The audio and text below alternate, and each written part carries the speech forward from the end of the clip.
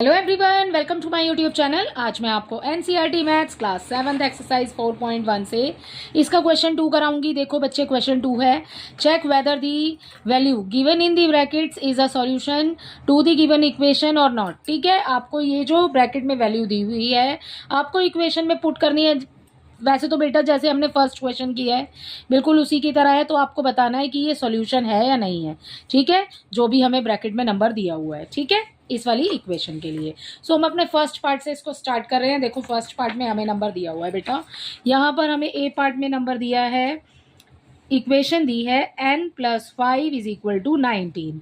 ठीक है, n की वैल्यू आपको दी है यहाँ पर =1। ठीक है, अब देखो ये तो बेटा मैंने आपको पहले भी बताया है, जैसे हमने ऊपर वाला क्वेश्चन किया हमने तब भी किया था कि ये है हमारा लेफ्ट हैंड साइड, ठीक है, इक्वल के इस तरफ वाला है आपका राइट हैंड साइड। ठीक है, आपने यही बताना है कि लेफ्ट हैंड साइड इक्वल है RHS के, अदरवाइज नॉट इक्वल तो कैंसिल कर देना इस इक्वल के साइन को। ठीक है, अब देखो वैल्यू पुट करके देख लेते हैं। n की वैल्यू आपको यहाँ पर दी है 1।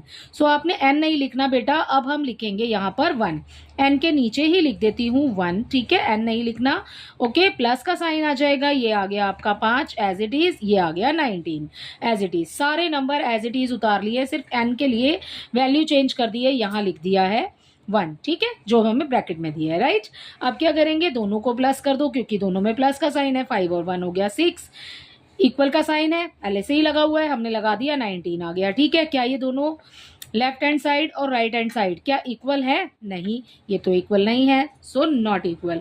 ठीक है, सो हम यहाँ पर अपने आंसर के लिए लिख देंगे कि हमारा लेफ्ट हैंड साइड इक्वल नहीं है राइट हैंड साइड के। सो हम लिखेंगे n, so n =1 is not the solution of given equation. ठीक है,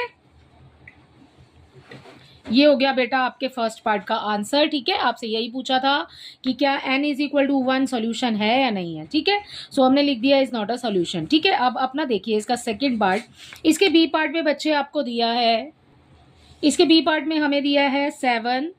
ठीक है, 7n+5 = 19। n की वैल्यू आपको दी है बेटा n-2। ठीक है, अब देखो 7n लिखा है ना, तो 7 का 7 आ जाएगा। ठीक है, बीच में दोनों के कोई साइन नहीं है, 7n है ना, तो मल्टीप्लाई का साइन लगाएंगे। ठीक है, n की वैल्यू हमें क्या दी हुई है, -2 दी हुई है। अब यहाँ पे पहले से ही मल्टीप्लाई लगा है, तो आप इस -2 को ब्रैकेट में डक करेंगे। ठीक है, सो क्योंकि दोनों साइन है ना, तो दोनों साइन में से एक साइन हमारा ब्रैकेट में आएगा। ठीक है, सेकंड वाला ब्रैकेट में है। ओके, प्लस का साइन लगाइए, 5 आ गया। अब =19 एज इट इज लिख देंगे। ये तो है हमारा लेफ्ट साइड का पोर्शन। ठीक है, एंड ये यहाँ है हमारा राइट हैंड साइड। ठीक है, अब क्या करेंगे, दोनों में मल्टीप्लाई हो रही है, 7 2 = 14। ठीक है, सो ये हो गया 14, माइनस का साइन है। अगर 2 माइनस के साइन होते तो माइनस यहाँ पर नहीं आता, लेकिन एक माइनस का साइन है तो -14 हो जाएगा। ठीक है, प्लस आ गया हमारे पास 5 = 19। ठीक है, अब देखो बेटा, एक बार प्लस है एक बार माइनस है, प्लस माइनस माइनस होता है। 14 में से 5 को माइनस करेंगे, आ गया हमारे पास 9।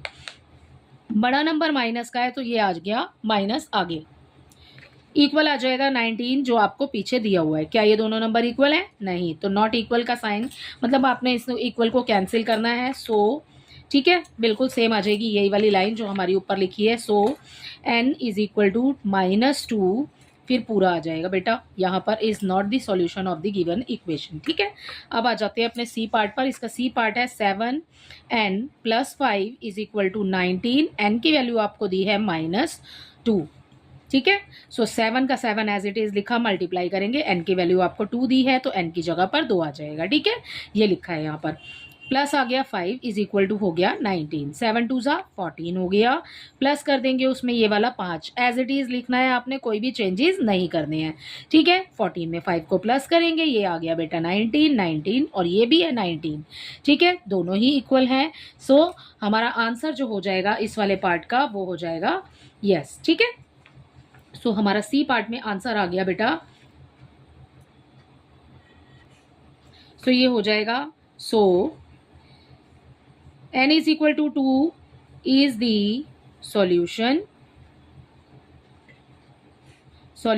of the given equation. ठीक है, सो ये हो गया बेटा हमारे इसके इस वाले पार्ट का आंसर, राइट। अब ये देखिए इसका इसी के साथ इसका डी पार्ट देखेंगे, उसको नेक्स्ट पेज पर देखते हैं। ठीक है, नेक्स्ट पेज पे बेटा डी पार्ट कर रहे हैं इसका। हमें डी पार्ट में नंबर दिया हुआ है, इक्वेशन जो है हमारी वो दी हुई है हमें 4p - 3 is equal to 13। p की वैल्यू आपको दी है इक्वल 1। ठीक है, ये वाला ओके। 4 का 4 लिखेंगे, p के लिए 1 लगाएंगे मल्टीप्लाई करके। ठीक है, -3 एज इट इज आ जाएगा एंड इक्वल 13 भी बेटा एज इट इज आ जाएगा, 4 1 जा 4। ठीक है, -3 एज इट इज, ये भी एज इट इज आ जाएगा। सो बेटा यहाँ पर 4 में से 3 को माइनस करेंगे, सो हमारे पास बच जाएगा 1। ठीक है, सो यहाँ पर आ गया 13 एज इट इज। ठीक है, सो अब देखो हमारे पास यहाँ पर ये है 1 और ये है 13, क्या ये इक्वल है? नहीं। ठीक है, सो हम यहाँ पर अपना आंसर लिखेंगे, p की वैल्यू आपको 1 ही दी है।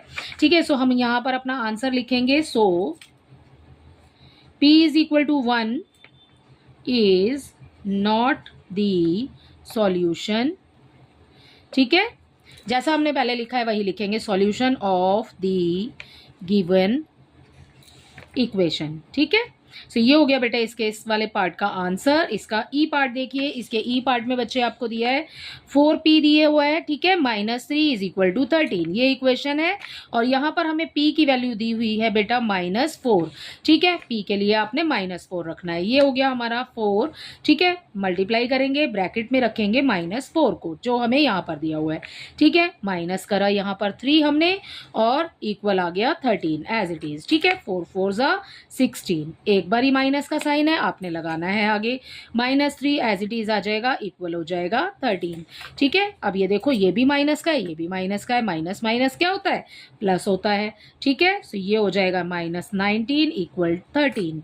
ठीक है, सो ये वाला जो है हमारा p की वैल्यू अगर हम -4 इस इक्वेशन में पुट करते हैं, so p is equal to -4 is not the solution of the given equation. ठीक है, सो आपने यहाँ लिखना है so p is equal to -4, फिर बेटा पूरा आ जाएगा इससे लेकर के यहाँ पर पूरी लाइन। ठीक है, सो ये हो गया आपके इस वाले पार्ट का आंसर। इसका एफ पार्ट देख लेते हैं इसी में ही। एफ पार्ट देखिए 4p - 3 is equal to 13 and p की वैल्यू आपने 0 पुट करनी है। ठीक है, 4 का 4 लिखा, मल्टीप्लाई करेंगे उसको 0 आ जाएगा, p की जगह पे -3 रखिए, ये आ गया आपके पास 13। ठीक है बेटा, अब देखो 4 की मल्टीप्लाई 0 से करेंगे तो 0 हो गया, -3 एज इट इज आ जाएगा, पूरा ही सेम लिखना है आपने, राइट। अब 0 और -3 है। ठीक है, तो 3 का 3 ही रहेगा हमारे पास। ठीक है, सो ये -3 दिया हुआ है आपको, सो यहाँ पर आ जाएगा -3 इज इक्वल टू आ जाएगा 13। क्या ये दोनों इक्वल है? नहीं। ठीक है, सो आ जाएगा यहाँ पर इसके आंसर में नॉट इक्वल। सो आप यही लिखेंगे जो हम सब में लिखते आ रहे हैं। So p is equal to 0 is not, ठीक है, फिर उसके बाद यही जो हमने लिखा है ऊपर, is not the solution of the given equation. ठीक है, सो इसी के साथ आपका question number F complete, question number 2 में इसका एफ पार्ट कंप्लीट होता है। आई होप ये आपको अच्छे से समझ आया होगा। Thank you.